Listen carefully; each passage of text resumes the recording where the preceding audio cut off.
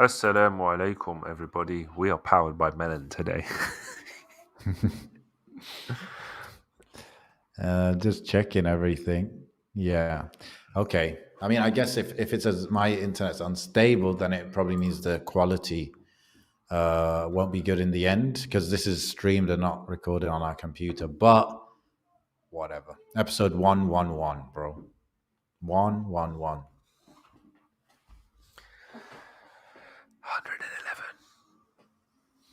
Just testing out if you can hear me whispering. How's Ramadan so far, man? Bro. Alhamdulillah. I downloaded that Quranly app. Very, very Yes, good. me too. Very impressed. Yeah? Yeah, bro. Let me see all the bonus hasanat. I'm not even going to talk to you about my hasanat. Let's just talk about the bonus ones. What's the bonus? The bonus ones, I think, is when you share the link and then other people. Oh, okay. That's sick. That's a good one. 1.7 million bonus points, bro. Wow. That's crazy. Wow, you've been spreading it everywhere then. I don't know. Oh, I guess it's a lot of so like 1.7 million would be divided by 10, right? Because each letter is 10 hasanat, right? So it's 160,000. And I guess these people you're sharing it with, they're reading cover to cover like one juz a day, right? Something like that. Or maybe Yeah. less or maybe more. Yeah. Okay, I can see how that stacks up. I wish got there it was a bit of today. a. I wish there was a bit more. I suppose it's hard, isn't it? But I was hoping it would be more like. I thought there was like adding friends and stuff. I thought you could do that. Yes, I guess with time potentially, but I was gonna buy it because I saw the whole launch kind of funnel that they had in place, and it was like pay this much. Like they had early bird pricing kind of thing. You could get lifetime thing. You could get a 1 year subscription for a like lesser amount. So I was gonna go for that. I was thought, you know what, I'll try it. Just support the idea kind of thing. So it was, I think what I remember seeing was 3 months was £12. So I was like, let me go with that. I didn't get any of those options. All Yeah, I but got was the monthly one. when I got to it yesterday, when I was trying to get it, it did not have that anymore. It just said the app is now live, so go and download the app instead of coming through the funnel. So then I downloaded it, and then it said 7-day free trial, and then it's like £5 a month, right? That's what you got, right? Yeah. Yeah. So I checked it out, bro. I think it's really good, but I was like, it said, "What's your goal?" Okay, and it had 1 a day, 3 a day, 5 a day, 10 a day. And when I chose 10, it said, "Oh, go easy. You might not be consistent." Yeah. So I was like, obviously, Yani, yeah. It said starting with a high target makes it difficult to maintain the habit long term, which I get and I appreciate. But it's just like maybe they should push us to aim a bit higher. Like how they should have like that 5 suggestion, right? Yeah. 5, 10, and like I don't know more. But anyway, that's a little thing, to be honest. That's easy to add. And then when it came to reading, one issue I had, maybe I just don't understand it, is I couldn't go to like where I was in the Quran already. So like Surah An-Nisa. It just made me start from Fatiha and Baqarah and stuff. I just tapped forwards until I got to where I was. Isn't that a bit long though? No. Like I'm on the 6th A of Baqarah, so I have to press next. I just kept going like that. Bro, hundreds of times. Didn't matter. I got there in the end. Bro, I have to press it hundreds of times. Yeah, I need to. Well, I think I was still in Surah Al-Baqarah when I got this, so I got there in the end, I think. Yeah. Okay. So that's good that it shows you 1 ayah per page, right? That's quite good, I think. And then the whole hasanat calculation, the reminders, the daily goals. The UI is quite good. It's quite modern, isn't it? Like in line with the standard. So it's good. Do you think you'll be using it like once you have to pay? Well, I'm paying already, so I started paying straight away. I didn't even bother getting a trial. Okay, usually big boy. no. Usually because when there's stuff like this is a bit more outside of the box, I like to support it early on, just so that I want to see it improve. Yes. I did the same with some other like Muslim sort of catered apps. Yeah. But when they're not that great, then I don't bother. But Yeah. with this one, I did I I did suppose you want can to. cancel any month, right? So. Yeah, this is it. And I don't. But with stuff like this, like I've got a subscription to some sort of kids Islamic show thing that I Okay. bought ages ago. Hmm. But then the biggest issue was that they only, it doesn't like support my TV. Like, so the only way I can put it on the only way my sons can watch it is if they put it on a computer. Hmm. So watch it on a laptop or something. But we don't really have Hmm. that. And I was hoping it'd work on his like Amazon tablet, but it doesn't. Hmm. Anyway, it basically he doesn't watch it at all. But I can't bring myself to cancel the subscription because it's Hmm. so good. So it's been like that for like What's that one maybe called? I might know it. it's that one for kids one. I think it's Australian based. One for kids. Okay. Hmm. But yeah, I've been paying for that for ages, and I'm like, I want to support more of that, and maybe one Ah, day if I keep supporting, they'll eventually make it a bit more accessible. yeah.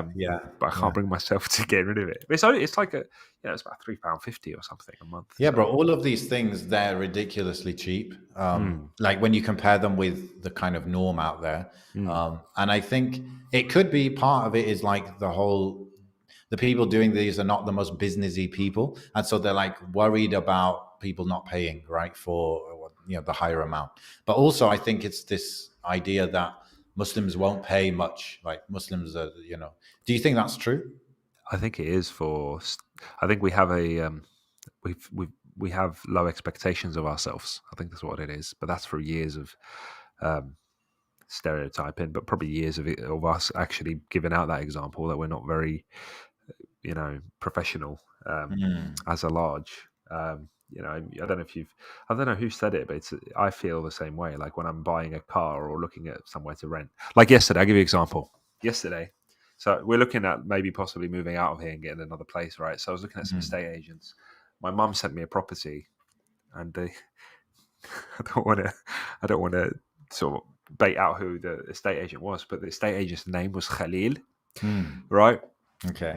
Like it's the Khalil name is branded all over the estate agent website, Oh, and there's pictures of him like just standing everywhere. Like okay. it's almost like I'm renting him as opposed to renting a property.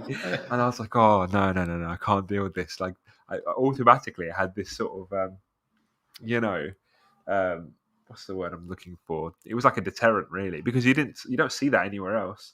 But Mm, also, I have, I may have heard a few things or whatever down the grapevine that it's not very professional and stuff like this. So I was mm, like, oh no, I'm not looking at this. But that's the sort of stereotype, unfortunately, that we have. I don't know if he mm, was Muslim or not, but the name kind of sounded like it was that neck of the mhm. woods. Yeah. Um, but yeah, like I think for that streaming for that kids show thing, they produce all of their own content, so it's not like it's an amalgamation of different sort of places, like a Yeah. Netflix style, bringing things from everywhere. Um, However, I have come across something like that. There was something through Amazon where it was called, I think it was called El Shemiya or El Shemiya or something like that, and Mm, it was almost like a Muslim equivalent to Netflix, where they kind of streamed all of this stuff through different sort of producers and production companies. A yeah. couple of things, a couple of things on there were pretty cool. I watched, I think there was something called The Journey about Ibn Battuta going to Mecca. I watched Uh-huh. that, and I watched another one about this tree that they found in Jordan that was mentioned in the hadith. Apparently, it shaded the Prophet sallallahu alaihi wasallam. There was this long documentary just about this tree. Yes. But with a lot of arts and crafts and creative stuff, it kind of Mm, leans a lot towards maybe a certain flavor of um, Islamic practice that I don't really align myself with that much. You know, um, mm, a lot of like music and a lot of yeah. maybe extra spirituality, and everything's spiritual and everything's Yes. loosey goosey. But Yeah. yeah, that's it really. So I think that was about £7 a month. So that was a bit pricier, or like in line with Mhm. like a Netflix style subscription.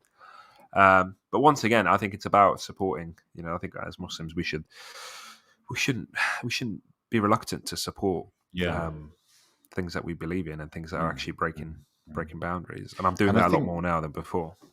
I think a lot of people are really completely unaware of how much it costs to make something like this. Mm, Like for example, the Quranly app, right? I know a little bit about development and stuff, and because like obviously we don't think what's behind it, right? What's behind an app is the development, right? And the development must happen on iOS and Android. Okay, so that's like doubling the work. Then you've got the graphics that you have to get someone to make custom graphics for you. Then you've got the thinking behind the layout and the UX, all of that stuff. And then you've got the content, like loading in the Quran into the app, and all these features, right, that we kind of take for granted. So if I just open the app, right, I'll pick a random feature, and I'll try and find like what's so for example, right, and maybe Android does it for you, but when you make an account in the app, that must then be passed over to their own kind of database of emails. And then whenever you've like you forget your password, right? And when you press forget password, it has to work, so it sends you an email to set up a new password, right? So that's something that has to be done. Then they've got support. Okay, so the way they've done it, you just send an email. It sends an email for you. Okay. So again, that's something has to be, everything has to be thought out, bro. Like how it fits on different screens. Can you imagine that? Yeah. Different size screens, how it works, notifications, right? When they come up, how they come up, any graphics for that. So there's so much that goes into it. And I would guess that this app would cost, I mean, at least like £4,000, I would guess, but easily, depending what kind of developers you go with, right? Because I remember in the promotional video, he said we went to the best developer or whatever that we knew or something. And there was this Australian guy saying he did it. So if you're hiring Australian, you're no longer talking £4,000, you're talking like £14,000, But there's a So maintenance as well, isn't it? Like bug fixes and stuff. yeah, and this is without even having a developer there to improve things, right? Because they launched and they were like, look, we know it's not perfect, but that's the nature of things, which is completely true. So then you have to pay someone for ongoing thing, right? To improve, not just for bugs, but for added features, right? Yeah. So it's a lot, right? And that's just an app. Now, what about if we go to any of these streaming things you're talking about? How much does it cost to make a documentary? Like, Yeah. again, that's thousands. There's this one. No, bro, the one you're talking about, I think, is this one, Alchemiya, right? Oh, that's the one. That's the one. Yes, okay, yeah, they had a partnership with Amazon Prime or something. I was saying like a French guy with this. Yeah. Oh yeah. So I'm on the website because I remember this when it launched like years ago, bro, like at least 5 years ago, but maybe 7-ish years ago. And I remember they raised like £60,000, and it was like a kind of crowd-funded investment. Okay. So like those people, I think they owned part of it and stuff like that. Now, if you look at the quality of the stuff they've got, it's high quality, right? I've never watched it, but from the trailers and this what I've seen, I think they're going towards that really high quality stuff, correct? Yeah. No, Yeah. definitely. Yeah. So they've got all of that. I mean, I don't know how much, maybe if we look on the website, it will say how many hours or whatever of stuff they've got. No, it's not saying it specifically, but it's $7 a month, it says. Okay. That's like £5, maybe £5.50, right? So again, it is like in line maybe with Netflix and these things. It's a bit cheaper than that, isn't it? But Netflix has tens of millions of subscribers, which helps. And this stuff only really makes sense when you've got like large numbers, when you've got the scale. So like we've really got to take all of this into account, and it just becomes so hard to for them to, like, let's say you sign up for it and you're like, look, the quality is really good. For example, with this one, the quality is amazing, but it doesn't have topics I'm interested in. And they might say, yeah, okay, I know exactly what type of guy you are, and we've got this idea for a program you would like, but we just don't have money for it, right? So then it's like, okay, you're going to leave because it doesn't have it, but because you left, now they don't have money to make it. So it's very tricky, man. This is it. I mean, I'm looking at the website now, and it's got a lot more on the computer than I saw on them. Because it was a portal through Amazon, so you'd have to have like Amazon to watch it. But here, it's showing a lot more stuff. But once again, like for me, it's just the accessibility thing. Like if I look at it, the only two ways I can put anything on the TV practically is either through a PlayStation or on the TV itself. Like the TV has an app. But without that, it's difficult to gain access. I can have it on the computer. I suppose I could plug a laptop in, But these are things like if things get big, they get everywhere, don't they? And Yeah. whether they I have mean, I that thought this really or was going not. to be big, man, But you haven't heard of it when in it a while, have launched. you? Yeah, exactly. I It's think if it was going to reach a certain potential, it's not done that now. So, I mean, from a marketing standpoint, I mm.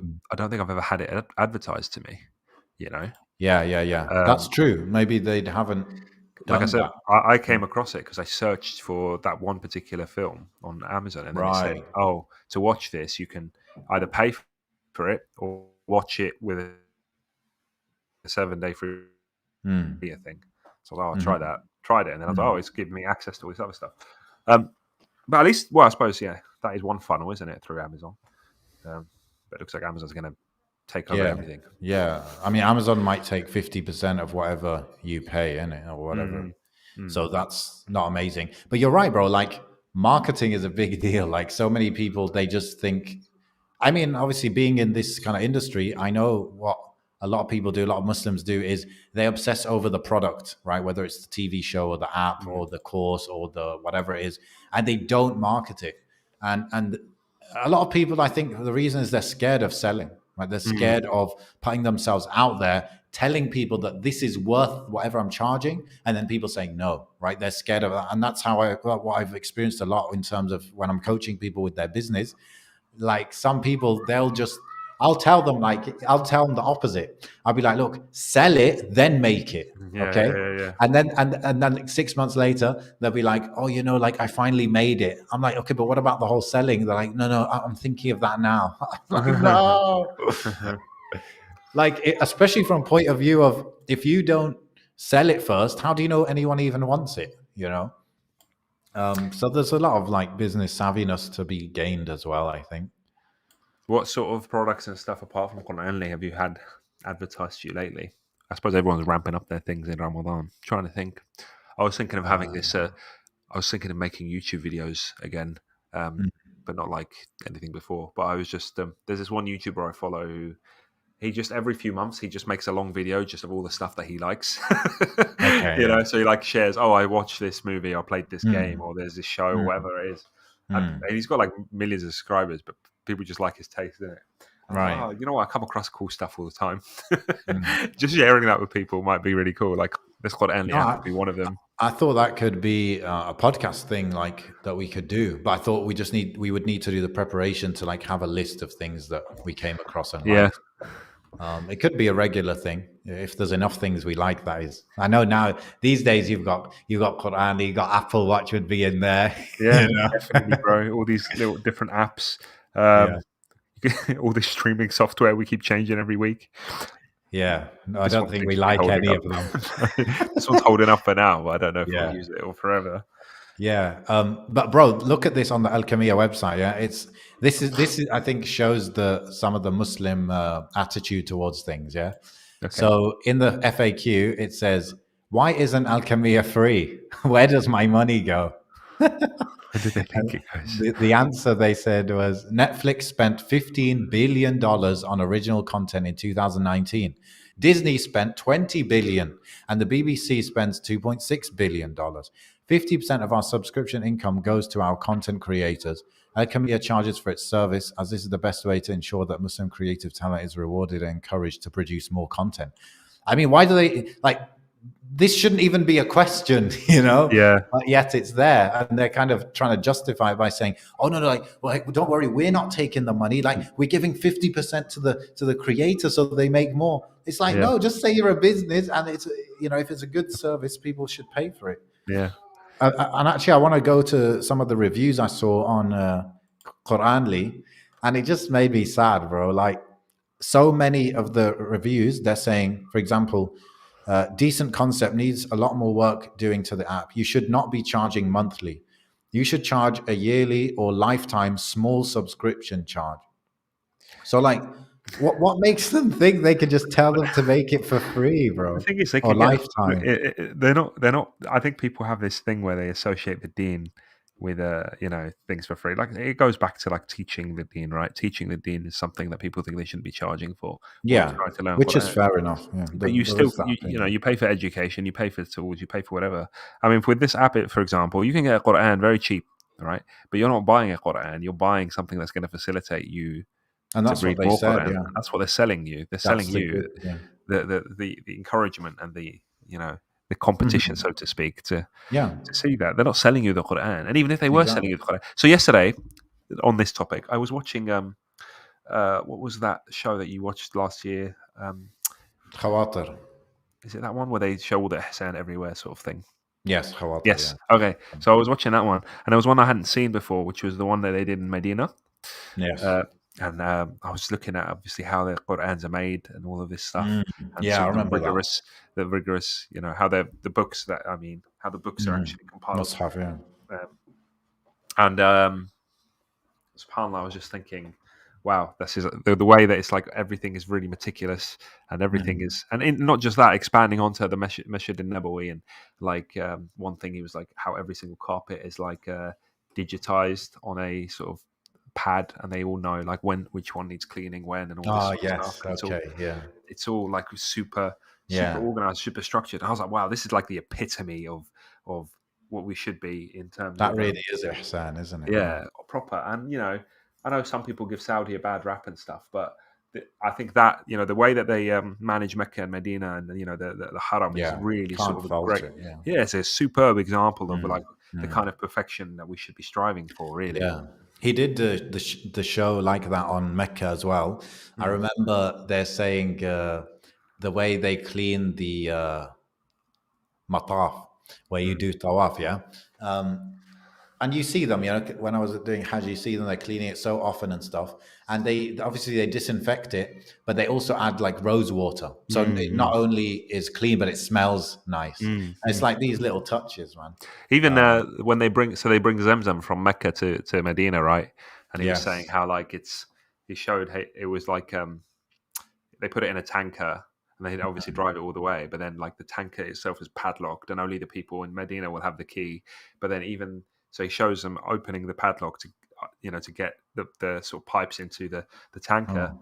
But before they even do that, despite the fact it's been locked all that time, there's like obviously like a chemical scientist or whatever that comes and takes the water, takes a bit of it in a Oh. cup, goes and tests it, and makes sure there's no Uh-huh. impurities, and Yes.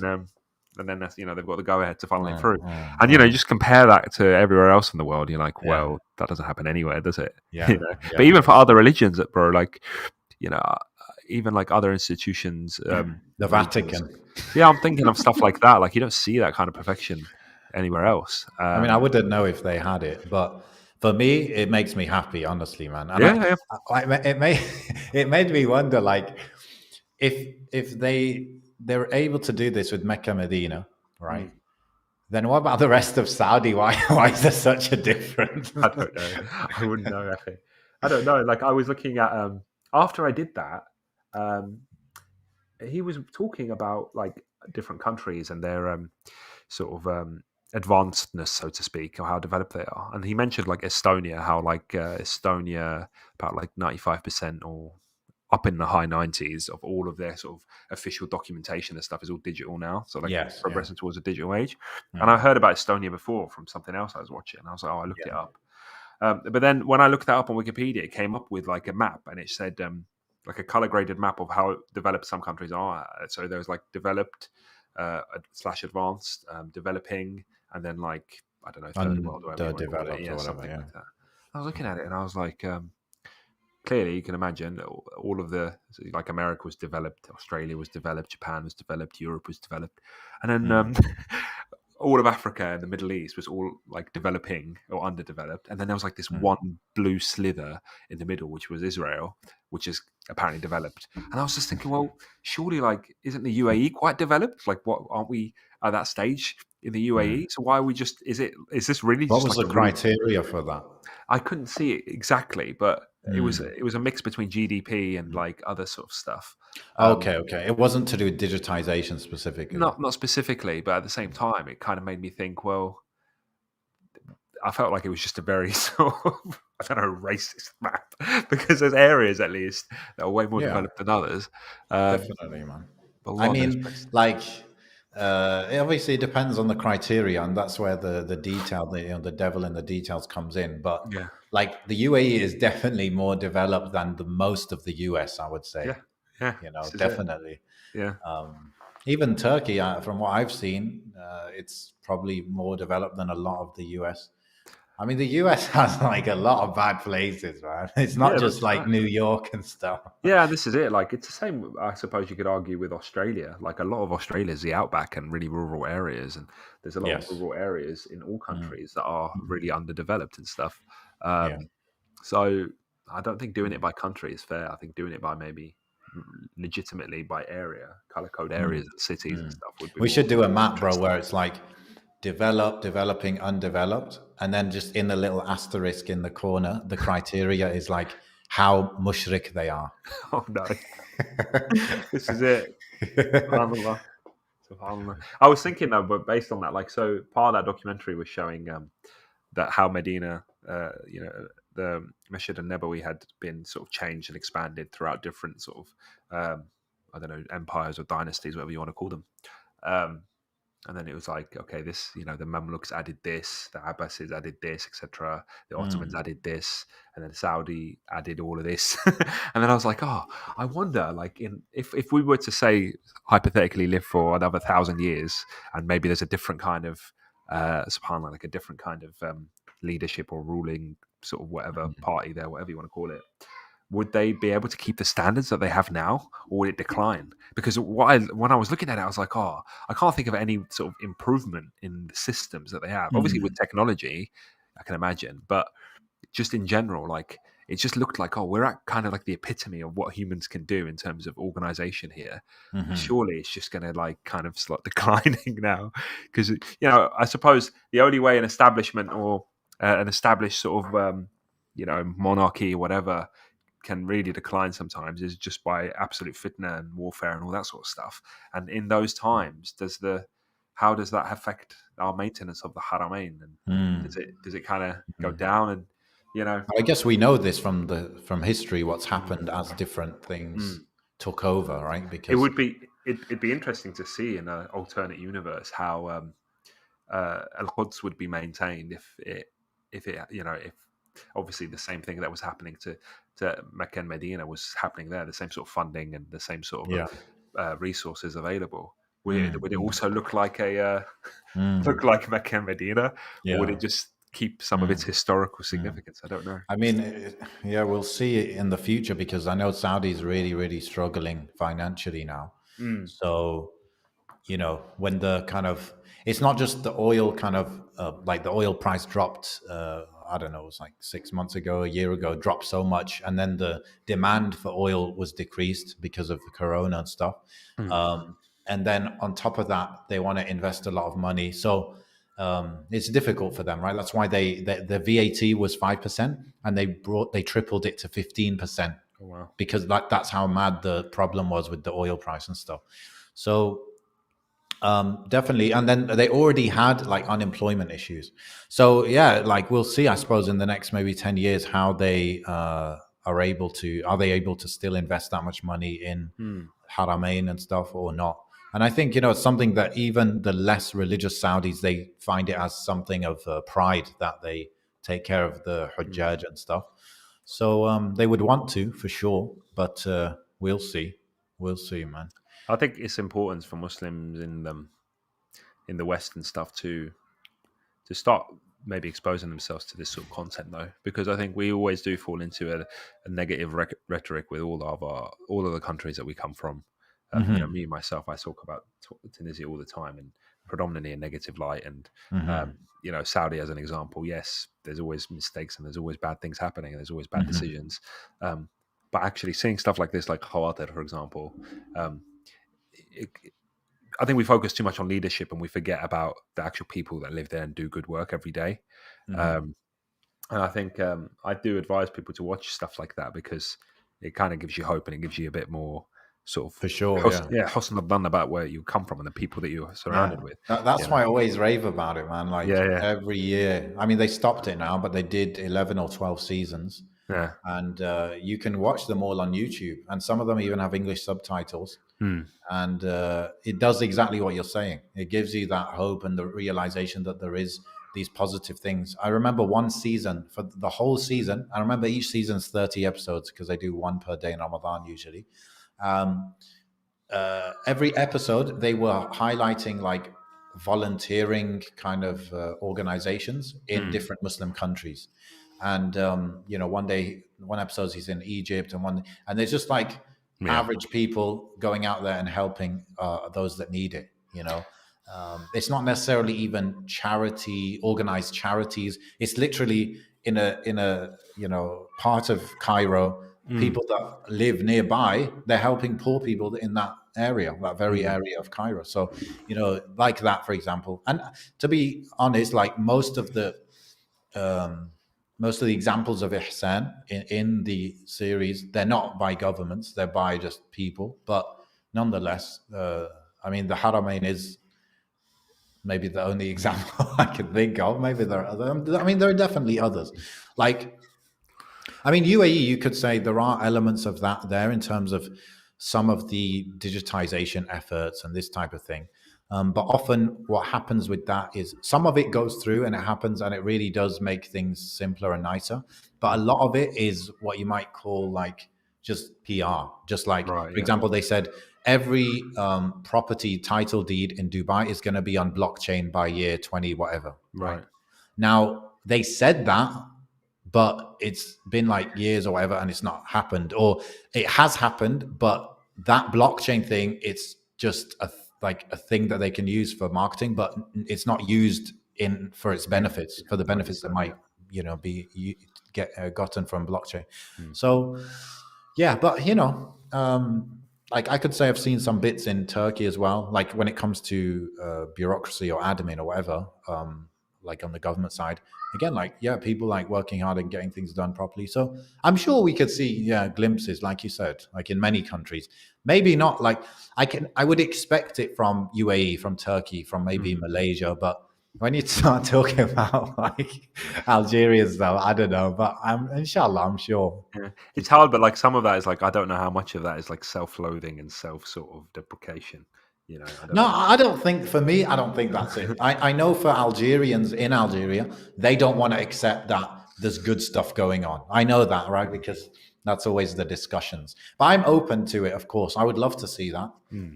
And I'm quick to admit it. Like for example, I wouldn't say I'm a fan of Saudi government in general, like especially the foreign policies and this and that. But when I was in Hajj, bro, I was like, this is amazing. Like, Yeah. so Yeah. Yeah. you can't, you have to be fair and you have to say the truth. So Mm. definitely. Uh, that um that Qalbi at Madinah show was back. Yeah. Um, and he's where's he going these days? Obviously, I think they must have filmed it this past year, and they said it was really difficult because of coronavirus and stuff. But they're not Yes. necessarily going to countries that you would first think that you wouldn't think of first. Like Hmm. one country so they're releasing an episode every day of Ramadan. Um, but one place they're in at the moment, they keep going to is Philippines, and I didn't realize there was such a um, what's the word? Uh, Established Muslim community or population in the Yeah. Philippines. I think it's about 6%. Um, Which but is it a was lot of people because it's Philippines. Yeah. definitely at least the areas he's going to are all Muslim, as far as I can tell. It says 5 million Muslims in Mm. Philippines. And there must be hotspots, so to speak, where like communities are Yes. all Muslim and What's stuff. that area called? Mindanao. Mindanao, Mindanao is Yes. it? Okay. But yeah, he was showing how like there was places that were absolutely destroyed by floods and typhoons and stuff. Um, but also, once again, showing the khair that um, the people of the UAE and around the Arab world are sort of I think it's leaning less towards being as open to English speakers now. There is some subtitling, but actually a lot of it tends to be um, in Arabic. There's a lot of Yeah. Arabic parts that aren't subtitled Mm. anymore. Okay. Um, but Oh, the last khair, year it was subtitled, yeah. yeah. So the years before, or at least last year when I sort of came across it, it tended to be Muslim country, like what you would first think of a Muslim country, like Egypt, Syria, Morocco, Jordan. right? No, I didn't think they went to Morocco or Algeria, but they went to Tunisia.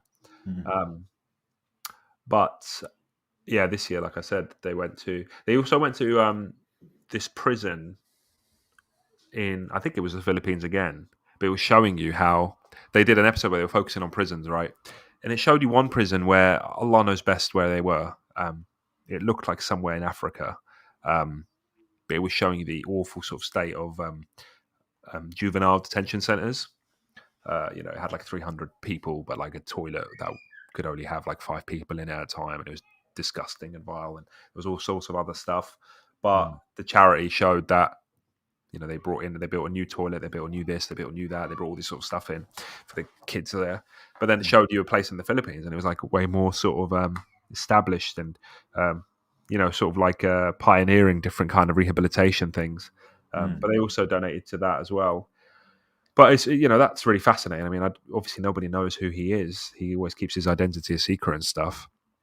Um, but once again, it kind of reminded me because, like, I don't know if this stuff existed in the past. These kind of shows existed because I remember Ramadan being a time where like it would just be soaps all the time. It was mhm, associated with like soap operas and like EastEnders style nonsense that would come mhm, every year, and that's what people would do instead of actually any sort of ibadah. And mhm, then I remember once one Ramadan years ago, they came out with that Omar series, and that was like a big shift because people suddenly, instead of watching all these sort of Mexican badly translated into Arabic soap operas, which a yeah, lot of them were, yeah, it started leaning towards religious stuff, mm, and yeah, that took strides in well, in the Arab world that I was aware of. But then mm, there was that Ertugrul show, and that suddenly blew up everywhere. I know, it's huge in Pakistan, apart from Turkey. And now you've got sort of stuff like this cropping up, where it's actually beneficial stuff. Because, bro, like I said, Ramadan was two things. It uh, used to be camera cache. Remember? I So like remember that prank actually. stuff, Yeah. wasn't it? Like, oh, every Ramadan they're gonna do flipping Yes. pranks. Yes. I was like, Oh what? my God, you're right. It Can you was. imagine? And Yeah. then it was like soap operas, like stupid, like love stories, all this stuff. And I was Yeah. like, how was that Ramadan? And no wonder I didn't really know anything about the spirituality of Ramadan growing up. It didn't Mm, make sense. All I knew was that we fast, right? When yeah. I was living in Tunisia, at least, I Mm. didn't know And much you just about. try and pass the time with these Yeah, mindless kind of things. yeah. Yeah. But now, Mm, Allah knows best if there is actually a shift, or if I'm just something I'm observing now that mm, I'm older. But there's definitely an interest and mm, it's hunger among the masses for mhm. khair and for things that benefit a bit more. Yeah.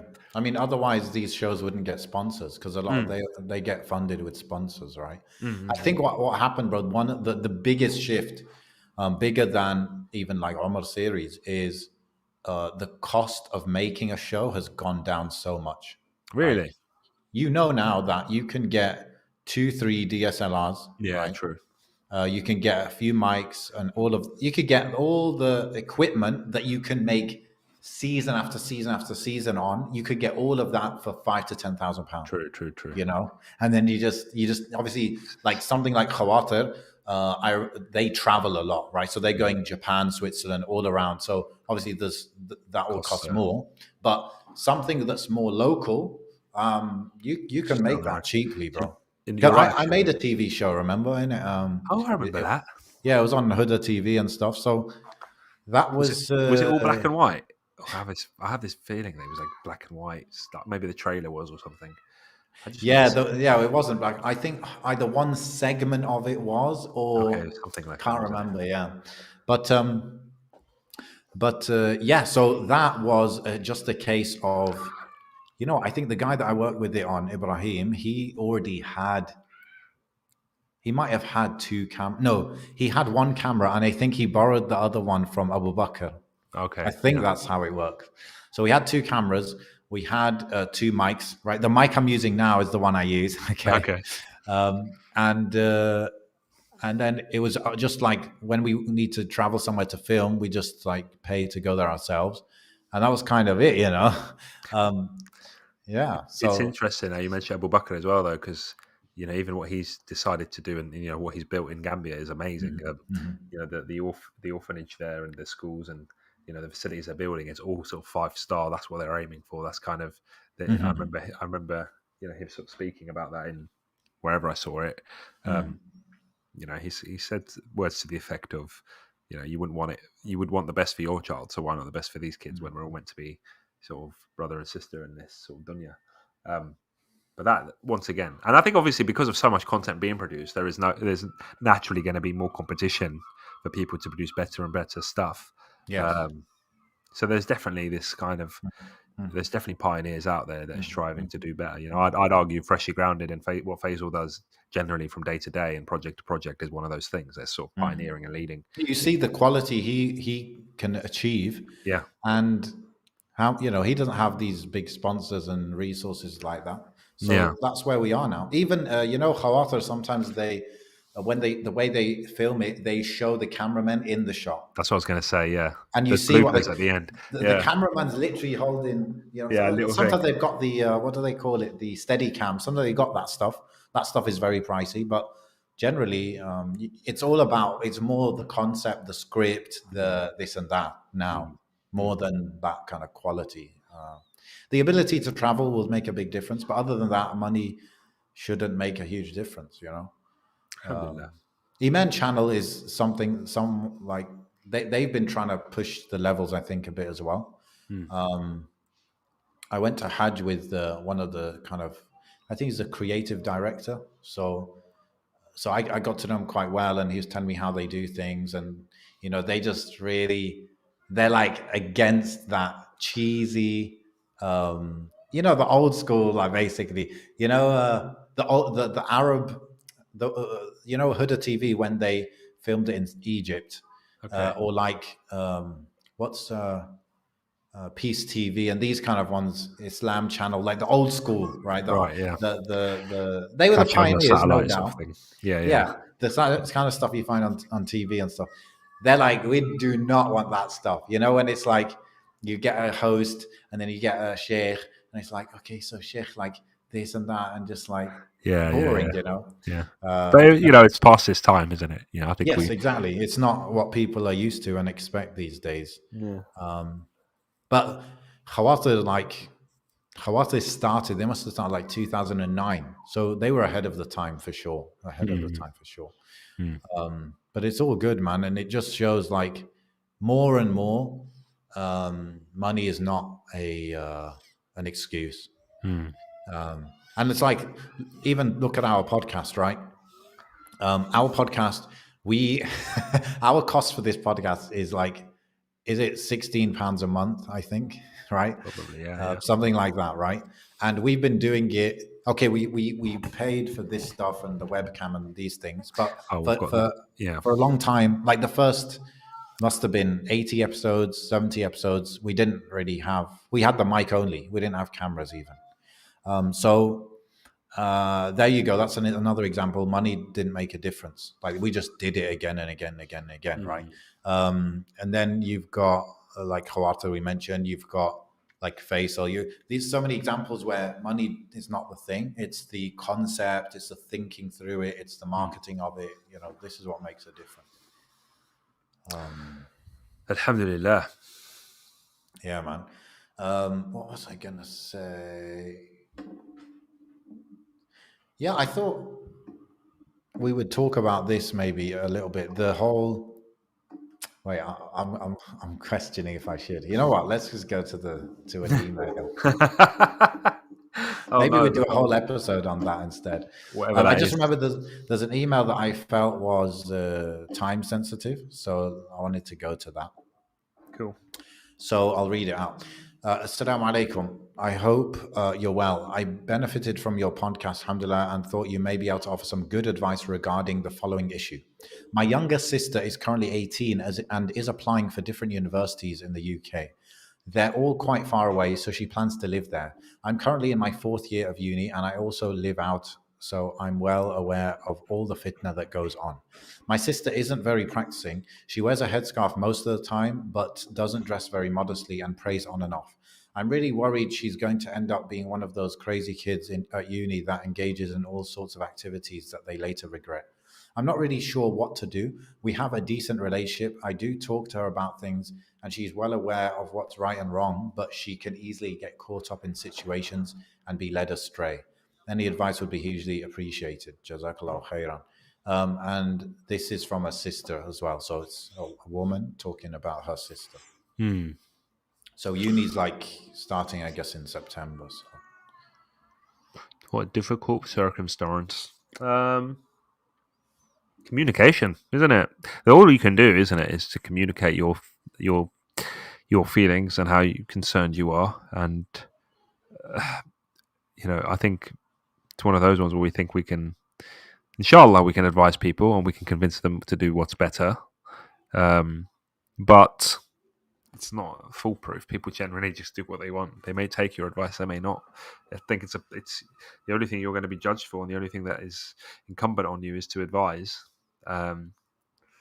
And what do you think? I can't really think anything else. It's Well, a I was just difficult wondering, one. like, what the role of the parents is in this. Are the Yeah, I guess so. parents supporting? I mean, obviously, this is the I guess the tricky situation she's in is that there are seagulls in the background, and Oh, that's me, bro. There's all sorts in the background mashallah, here. I've got yeah. seagulls. I've got my kids. Oh, what can I say? The difficult situation is that seems like she has moved out. She's gone and lived in uni away from her parents on her own, and she hasn't got up to much, madness. But she's aware of the potential for that. So she probably feels a bit, awkward about the fact, well, she's gone and done it, and now she wants to tell her sister not to do it. So Mm, that's part of the context. But I'm just thinking, like, ultimately your parents can kind of, I mean, maybe it's not like this these days, but your parents could just tell her, like, no, not you're to, going to a local uni, or yeah. you're not going to uni, or you're going to doing online uni, or whatever it is. Or maybe um, that's hard. Like like you said, it's like, well, you're doing it, so why can't I do it? yeah. But I think maybe not just don't just frame it as the advice based on a halal haram, what's good for you, what isn't perspective, but also like the emotional sort of thing, like, oh, be closer to your family, you don't want to be too far, that kind of thing. Yeah. But it depends what she sees um, uni as. A lot of people see uni as a sort of an opportunity to break free and to be independent, and this is sort of all the stuff that they like and aspire to. Um, even though I wasn't practicing before, um, when I was applying for unis, I still had no interest in going anywhere away from my family. Mm. And I was, I'm a guy. One could argue that, generally speaking, the norm is to not stop a guy going wherever they wanted to study. But I had Mm. no interest in that. I wanted to. I stayed another year at college just to get the grades to get somewhere locally, Hmm. because it just didn't interest me. I didn't. It didn't. It wasn't appealing. I actually got into uni in London, which is far from here, and I was like, no, I don't really want to do that. It's all daunting and stuff. So Mm. everybody's Money different, I wise suppose, as what they well, want. isn't it? Yeah, I guess so. Yeah, money wise, I think for me it was Mm. just more I wanted to be near my family and everybody I Yeah. knew. Mm. Um, Mm. but I Allah think, knows I best. just remembered, I like lived out. So, like, my bachelor's 3 years, I was living away from home, like hour and a half drive away. But I was in a city with like no good unis, so of course I wasn't gonna stay there. I kind of, I guess, assumed that, and I had to move out in order to go uni.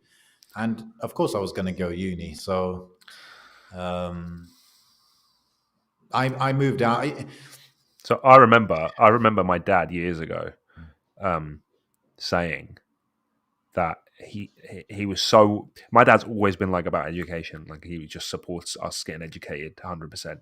He was Mm, so adamant that he wanted us to obviously get to best units and stuff, that he was prepared to move the whole family just to go to wherever they were going. So like I remember him mm, talking to my sisters like, oh, about going to study in Europe somewhere, in Germany, whatever. And he was talking about going with my sister, just him, mm. just so that she wouldn't be on her own out there. Wow. He was like, well, because his understanding, and I don't know how, if it's the same now, but back in the day, he could just get a job anywhere. You just turn up back in the day and be like, yeah, I'm here to work, sort of thing. So his belief was like, yeah. Then the same with me. Like I remember him saying, like, if you want to go to study in London, then we'll all go to live in London. Like, why not? Mm, Sort of thing. And that's me. I could theoretically go on my own, couldn't I? But this was only if it was a good enough course. Like if you were studying medicine or whatever, or something like that, hypothetically worth it, then he was prepared to take the whole family to do that. Obviously, I'm You're not saying telling me that the that's, philosophy of gender studies is not worth it? hey, bro, the Mickey Mouse degree, that. I'm glad you Uh, were direct about bro, that's a that. TED talk. All you need is a TED talk for that, and you've got it all down. No, well, like I said, that was his sort of approach, and not everybody's going to have that kind of. support, or even although he said it, Allah knows best how true it was. When it actually Mm. came to it, was it Yeah. actually going to happen? I But it just think I've heard showed, of one other person doing that where it's not like his daughter was studying somewhere abroad and he rented a place to make sure she was living on her own, like without, right? dorms can be dodgy. Yeah, So, and then he would come like every now and then. I'm not sure how often. yeah, So he did that. But, like if it was my daughter, absolutely wouldn't let her do it. I don't think it's a good idea. But this is the thing. We're trying to make individual decisions, right? So yeah, like should my sister or my daughter or whoever, or my son even, should they go and travel and study elsewhere? And like the context and the boundaries for that decision and how much control you have over that will be determined by the bigger picture, which is the fact that you're living in the UK, for example, right? If yeah, you were living in, I don't know, Turkey or Algeria or wherever, the norm might be like, whoa, like probably in some countries in the Muslim world, if your daughter is going into another city to live on her own to study, you'd be like the shame of the village. So these things, these kind of social setups, they help us in making what is better and more normal. But in the UK, it's the opposite. It's like it's normal to go leave your family, go live on your own, and live with people who might be coming home every weekend drunk and yeah, get you mixed up with this and that. yeah, And so fundamentally, you're in a difficult situation just by living in the West. I'm not saying this sister should leave because that's a whole other conversation which we've already had. But I'm saying you can see, and for everyone else listening, like you can see how by choosing to live in that situation over generations and this and that, you end up in the situation where you can't do much. Like who knows, right? Right? Let's not talk about this sister because I don't want to say it about her, but mm, imagine a Muslim girl. She wants to go and live in another city to study. Her parents don't want her to go. They say no. And then who knows? She calls the police or parent services or all these things. And then, like, she does what she wants at this point, yeah, right? yeah, yeah, yeah, Potentially, like, depending how far she wants to take it. So, and sometimes, no matter how close your relationship with her is, the pull of her friends all going away and this and all those social things would yeah, mean she'll just, even if you have a good relationship with her, she might ignore you. That's like the sad yeah. reality. I mean, at the same time, I don't think we should have it in our head that, let's say she carries on and she wants to go and she leaves and she goes Hmm. away. Hmm. We shouldn't give up at that point. Of course, yes. Because number You one, shouldn't cut that. nothing Yeah, wrong. that's Yeah, even worse. Yeah. number one, it doesn't mean that bad things have happened. Number two, if bad things do happen, it doesn't mean that's the last of their sort of the mercy that Allah's going to give them. Sometimes people go through and make bad decisions, and it brings them closer to Allah in the long run because they regret what they did and they repent for what they've done, and Mm. they learn more about the world. But Allah forgives them in the same sense. I'm not saying that's a free pass to go and commit sin, but I'm also saying that the da'wah continues regardless. The da'wah to Mhm. khair continues Yeah. regardless. And more so in terms of if your sister moves away, you want to have a closer relationship with her because you want her to disclose what's going on and Yeah, yeah, to ask to come to you for advice if she needs something or whatever.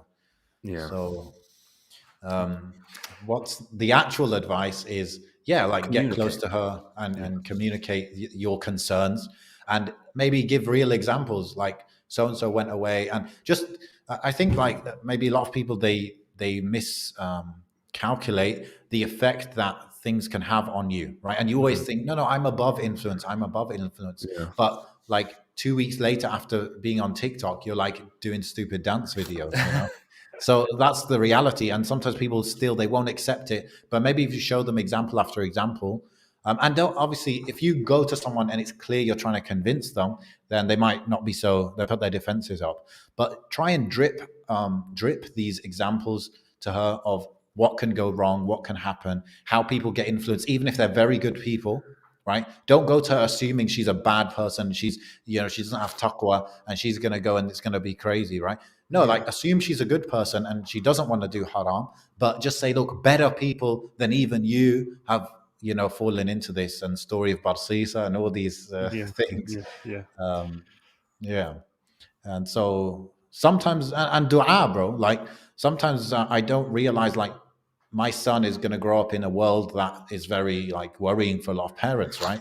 And I forget that because he's still young and he's not really interacting with people. He doesn't have friends. He doesn't go out on his own or anything yet. But one day I'll be very worried about that. And dua now, from now, will help, inshallah. So that's something as well. Like, even if she does end up going, just make dua for her every day that Allah protects her and protects you because you're in uni as well. True. So, True. yeah. Alhamdulillah. I'm gonna You've have put to up end it well here, with bro. this, bro. Yeah, You don't seem that bad, but my head is killing me, bro. Tell you what. really, Yeah, okay. Are I you got my fasting second. as well? Yeah, bro. Mm, I'm not. I got my second vaccine, guys. mm, And they were like, this time around, they were like, "Oh, you sure you want this?" Because all that stuff about blood clots came out, and I'm under 30. They're like, "Oh, we're not giving it to under 30s anymore." I was oh, like, "Yeah, really? yeah." I was like, "Yeah, I know you're not. But you gave it to me already, right? It was Mm, fine a few months ago." mm, And I had to just tell them, "Yeah, sure, go ahead. It's fine." mm, Um, but I'm not as bad as I was the first time around. But this time, it's maybe it's because I'm fasting as well. mm, Just my head's really hurting. mm. But Salaamatik. alhamdulillah, Mm, alhamdulillah. alhamdulillah. Now I've got my COVID shield, bro. I'm ready. Ready. I'm ready to pray side by side in the masjid. No problem. Oh, before we end, tell us about the Tarawih situation. Exactly, Yani. So there's a new masjid that opened up literally just over there, bro. Mm, Can you imagine lovely, me living lovely. out in the middle of sort And of now you well, want to move house? What the this is it. hell? I know, bro. I said I don't want to move anymore. But no, it's subhanAllah. It's literally I don't know how long it takes to walk there, but 5 minutes to drive down the road. It's still in being built, like it's not 100%, but they've opened it up for Tarawih. But they don't have any like real proper leadership yet. So they've got people coming down from some I don't know, some schools, Quran schools or whatever in South London. Mm, So they're coming to do Ramadan, but I don't think they've mm. got a dedicated like imam for permanently yet. Okay. Um, but nobody really knows what they're doing rules wise. Sometimes people are social distancing and leaving gaps. Some people aren't. Some people are from one household, so they don't. But then that means other people get confused because they don't know who's from the household or not. Some people wear masks, some people are Mm. not. So it's a bit So messy at you're the moment. supposed to pray with gaps. Yeah, so in the messages normally they've got like a gap between each person that's as big as at least one other person, maybe a bit more, Mm. um, which I'm not a Do you have fan to wear a of. mask? Yeah, so you got to bring your own prayer mat, wear a mask, and um, distance from everybody. There's no booking in thing here, but I know there is in London. I know the message in London have like a booking in, booking out feature or Oh, you something don't like have that. to. Okay, that's good. Yeah, That's but important. probably because our population isn't that big here. But at this masjid that I'm going to now is about 50 people, maybe every night. I don't know where they've come from. I don't know where all these Muslims are in my neighborhood. Like, where are they? I don't see them day to day. So Mm, who are they and where are they coming from? A lot of mm, them I notice are like taxi drivers and stuff. So they might be like on the next sort of town along, and then they're coming here because it's mm, closer. But mm. well, it That's just good, shows you. man. It's fun. Oh, the cherry on top of all of this, bro, is that building used to be a pub. Like that's a cherry on all of this, bro. Nice. So now Yeah. it's right. Those like scenic cliff edges in the south of England. Basically that, bro. It's like literally a few Mm. meters away from the top of the cliff. So the views are amazing. Wow. That The gives a whole location's new great. meaning to إن الصلاة تنهى عن الفحشاء والمنكر والبغي. That's a whole new meaning. Honestly, I was just thinking about it. I was like, you know what? Like, you can still see the pub floors and stuff. There's videos on YouTube when it was before, and it still had all of the like. He was giving an introduction to the building and stuff. One of the brothers, talking about raising money for it, and you could still see all the taps, like the beer taps and all of that stuff in the background. Mm. And it was like, Oh. this is fresh pub, bro. This is like freshly a pub. It's not Mm. even like it used to be years ago. Like all the stuff is Mm. still there. But it's fascinating, wallahi, how something could be like that, and Allah subhanahu wa ta'ala can come and transform it, and suddenly it'd be a place of khair for all sorts of people, Mm. Alhamdulillah. Great. Alhamdulillah. Good stuff, man. Okay. Alhamdulillah. What I found, by the way, is because I'm not like in UAE type of fasting now. I'm in more like closer to UK fasting where Isha is later and Fajr is earlier. So what I did yesterday, which is good, is I finish Isha and I sleep kind of straight away, and I pray Tarawih then when I wake up. So I just wake Oh, up right, I an hour understand. before I want to eat, like about an hour or whatever, and I pray then, and it's pretty good. I think I'm going to try keeping up with that. Alhamdulillah. I'm Okay, out bro. of it, bro. Inshallah, you feel better I'm soon. getting. I think I was getting worse Mm. as we get along because Okay. it's hitting that 24-hour mark. Yeah. Yeah, literally, it'll be 24 hours in a little bit. Okay. Anyway, سبحانك اللهم oh, that's the my cue. وبحمدك أشهد أن لا إله إلا أنت أستغفرك وأتوب إليك. Okay. Assalamu alaikum, everyone. Let us know anything. mindhouspodcast.com. Assalamu alaikum. End stream.